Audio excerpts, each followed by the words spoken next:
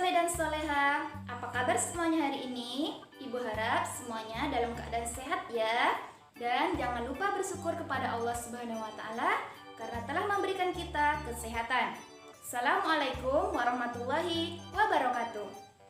Kembali lagi bersama Ibu hari ini di pembelajaran PAI atau Pendidikan Agama Islam.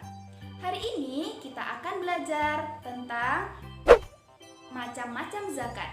Nah, siapa ya di antara anak-anak ibu yang sudah tahu apa saja itu macam-macam zakat? Adapun pembelajaran kita hari ini tujuannya adalah agar siswa dapat memahami kewajiban menunaikan zakat sebagai implementasi dari rukun Islam. Yang kedua, siswa dapat memahami hikmah dari berzakat sebagai implementasi dari rukun Islam. Anak-anak ibu soleh dan soleha, sebelum belajar, mari kita berdoa agar pembelajaran kita hari ini diberikan oleh Allah Subhanahu wa Ta'ala kemudahan. Ayo berdoa, dimulai, ikuti ibu guru ya. Bismillahirrahmanirrahim. Raditu billahi rabbah wa bil islami dina wa bi Muhammadin nabiyya wa rasulah. Rabbi zidni ilma warzuqni fahma.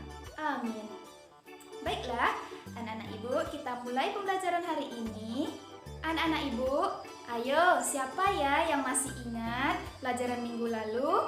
Apa itu hukum berzakat? Ya, benar. Hukum berzakat adalah wajib. Zakat wajib bagi umat Islam bagi yang mampu. Namun, kita bukan hanya wajib dalam berzakat fitrah. Ada juga yang disebut dengan zakat mal atau zakat harta atau juga zakat penghasilan.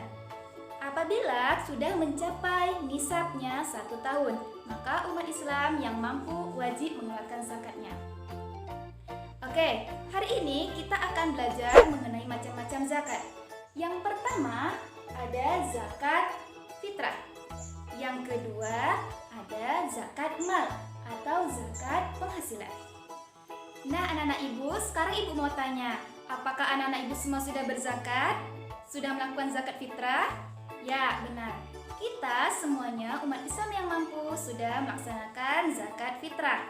Hari ini kita akan bahas mengenai zakat fitrah, yaitu apa itu zakat fitrah? Siapa yang tahu? Nah, ibu akan menjelaskan mengenai zakat fitrah.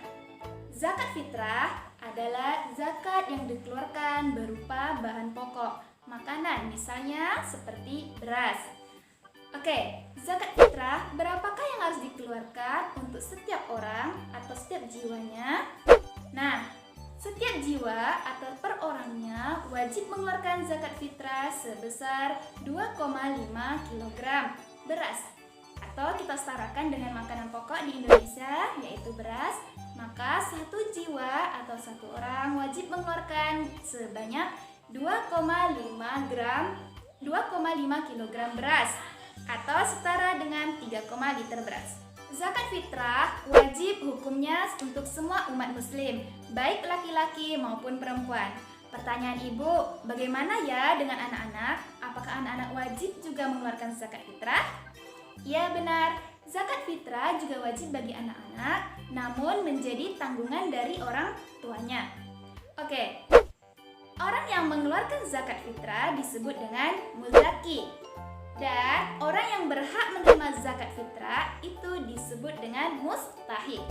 Oke, zakat fitrah yang sudah dikumpulkan oleh panitia zakat itu disebut dengan amil zakat.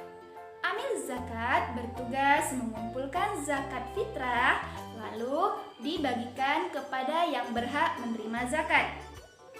Karena zakat fitrah ini dikeluarkan berdasarkan dari makanan pokok kita, misalnya ini, kita orang Indonesia, makanan pokok kita adalah nasi, dan nasi itu bahan mentahnya adalah beras. Maka kita ikut dengan standar ukuran harga beras. Kembali lagi seperti yang ibu jelaskan tadi, setiap satu jiwa atau satu orang umat muslim wajib mengeluarkan zakat fitrah sebesar 2,5 kg beras. Nah, ibu kasih contoh satu. Misalnya, harga beras yang kita konsumsi sehari-hari per kilonya adalah dengan harga Rp10.000. Maka ketika kita mengeluarkan zakat fitrah, kita wajib mengeluarkannya sebesar 2,5 kg beras dikali dengan 10.000. Maka yang wajib kita keluarkan adalah sebesar 25.000 per jiwa atau per orang. Biasanya amil zakat mengeluarkan zakat fitrah menjelang Idul Fitri. Nah, agar tujuannya orang-orang yang menerima zakat fitrah ikut bergembira dalam merayakan Idul Fitri. Jadi, jika kita, anak-anak ibu semuanya mengeluarkan zakat fitrah, artinya kita sudah membantu orang-orang yang tidak mampu untuk bergembira dalam menyambut Idul Fitri.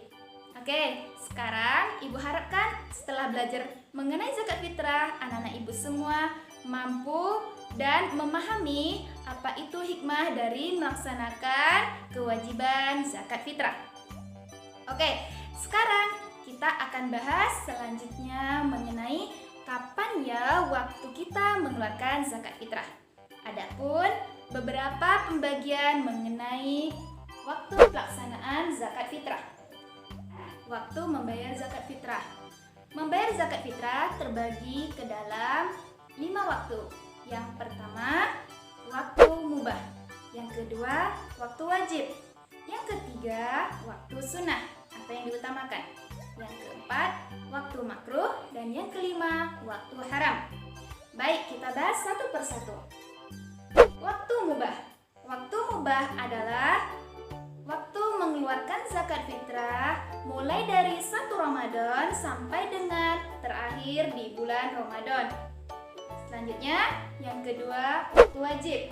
Waktu wajib mengeluarkan zakat fitrah di sini adalah yang dimaksud dengan waktu wajib, yaitu mengeluarkan zakat fitrah mulai dari terbenamnya matahari di bulan Ramadan sampai dengan terbit fajar di 1 Syawal. Yang ketiga, waktu sunnah atau waktu yang diutamakan. Waktu sunnah adalah mengeluarkan zakat fitrah mulai dari setelah sholat subuh di 1 Syawal sampai dengan sebelum pelaksanaan sholat Idul Fitri. Yang keempat, waktu makruh. Waktu makruh adalah mengeluarkan zakat fitrah setelah sholat Idul Fitri sampai dengan terbenamnya matahari di 1 Syawal. Dan yang terakhir adalah waktu haram. Waktu haram ini adalah waktu pelaksanaan zakat fitrah itu dikeluarkan setelah terbenamnya matahari di bulan Syawal, yaitu 1 Syawal. Dan ini tidak kita anjurkan dalam melaksanakan zakat fitrah. Jadi anak-anak ibu sudah paham ya, kita sebaiknya mengeluarkan zakat fitrah di waktu kapan yang sesuai agar kita bisa membagikan zakat fitrah kita kepada orang yang tidak mampu. Nah anak-anak ibu mau tanya, siapakah orang-orang yang wajib mengeluarkan zakat fitrah? Oke, orang-orang yang wajib mengeluarkan zakat fitrah yang pertama adalah beragama Islam. Jadi semua umat muslim wajib mengeluarkan zakat fitrah.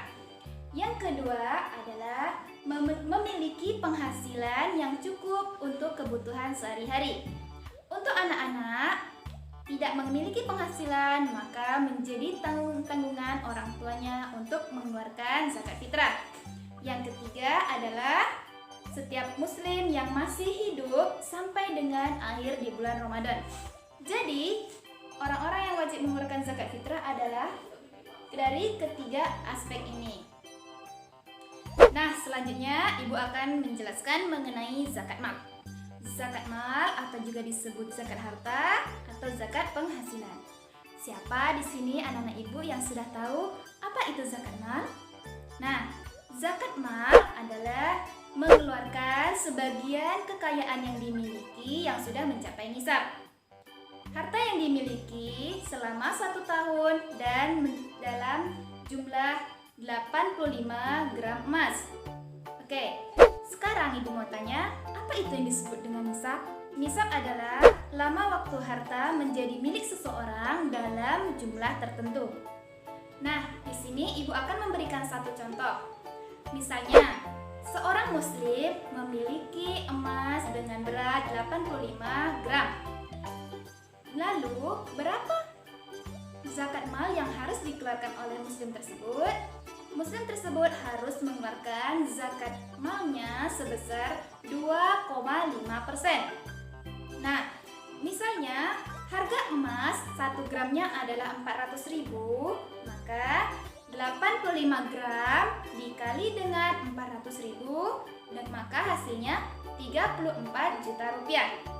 Apakah kita harus mengeluarkan zakat mal dengan senilai 34 juta rupiah? Tidak. Kemudian, zakat mal yang wajib dikeluarkan dari 34 juta tadi dikali dengan 2,5%. Maka zakat mal yang harus dikeluarkan senilai Rp850.000 dengan jangka waktu harta yang sudah dimiliki selama 1 tahun. Maka seorang muslim wajib mengeluarkan zakat mal. Lalu pertanyaannya, kenapa ya kita wajib mengeluarkan zakat mal bagi yang mampu? Nah, zakat mal berfungsi membersihkan harta yang kita miliki. Karena di dalam harta kita terdapat hak orang lain, hak orang-orang yang tidak mampu. Jadi, apabila anak-anak ibu nanti jika sudah dewasa memiliki kekayaan atau diberikan karunia rezeki yang lebih, maka dengan mengeluarkan zakat mal itu mampu membersihkan harta yang kita miliki. Sekarang, pertanyaan ibu, apa saja ya syarat wajib melaksanakan zakat mal atau mengeluarkan zakat mal? Nah, zakat mal wajib dikeluarkan satu, yaitu yang memiliki harta adalah orang muslim atau beragama Islam.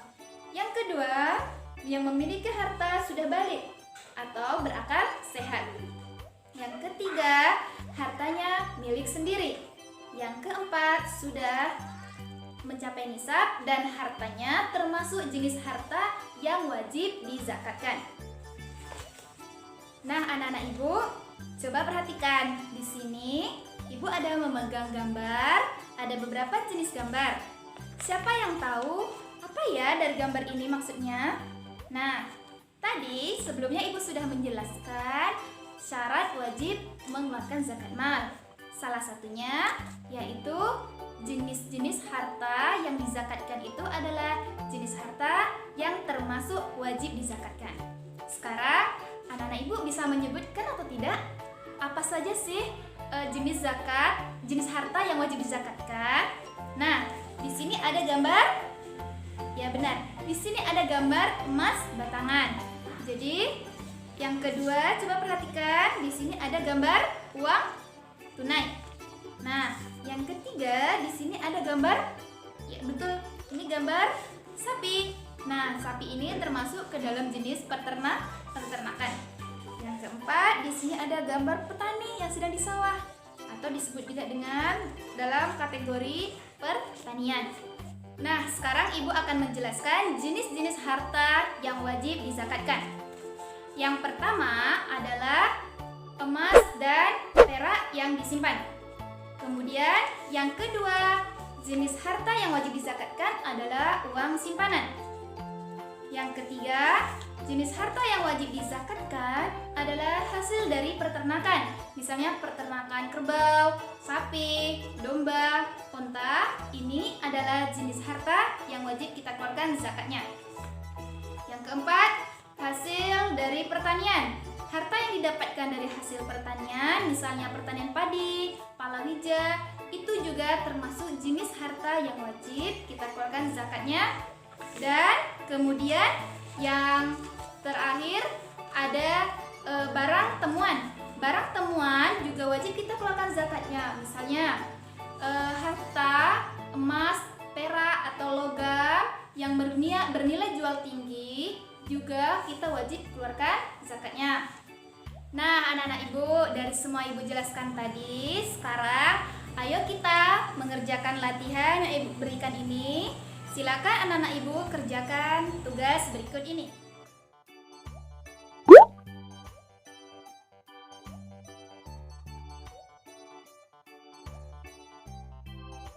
Anak-anak ibu soleh dan solehah, alhamdulillah hari ini kita sudah belajar mengenai macam-macam zakat.